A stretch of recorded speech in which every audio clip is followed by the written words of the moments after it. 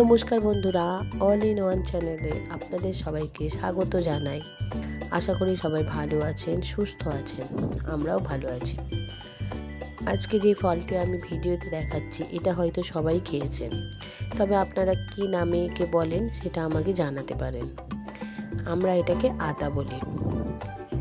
আতাগুলো সাইজে খুবই বড়, একটা 500 থেকে 600 গ্রামের মতো হবে। আতাটা দেখুন ভীষণ ভালো পেকে গেছে, যার কারণে হাত দিয়ে এরকম দুভাগ করতেই ছিঁড়ে যাচ্ছে। আতা খুবই মিষ্টি ও খাদ্যগুণে ভরপুর একটি ফল। আপনারা আতাটাকে নিয়ে চাইলে মিল্কশেক বানাতে পারেন। আতাটাকে ছাড়িয়ে দুধের মধ্যে দানাগুলো ফেলে দিয়ে দুধের মধ্যে দিয়ে একটু মিক্সিতে ঘুরিয়ে নিতে পারেন। খুব ভালো একটা মিল্কশেক হবে। আর খাওয়ার সময় 2-4টে বরফ দিয়ে খেয়ে নেবেন। তবে আজকে আমি মিল্কশেক বানাইনি, শুধুই আতাটা খেয়েছি।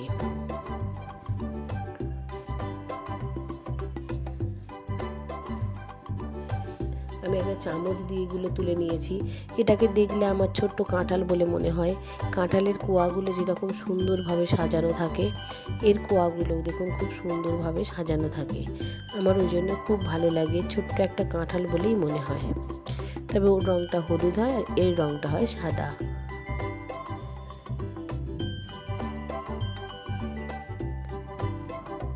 দেখুন খুবই নরম হয়ে গেছে, চামচ দিয়েই তোলা হয়ে যাচ্ছে। আর প্রত্যেকটা কোয়া ছেড়ে যাচ্ছে। আর প্রচণ্ড মিষ্টি ও রসালো একটি ফল। চাইলে অবশ্যই আপনারা মিল্কশেক বানাতে পারেন আতা দিয়ে। ভিডিওটা যদি ভালো লেগে থাকে তাহলে অবশ্যই একটা লাইক করে দেবেন।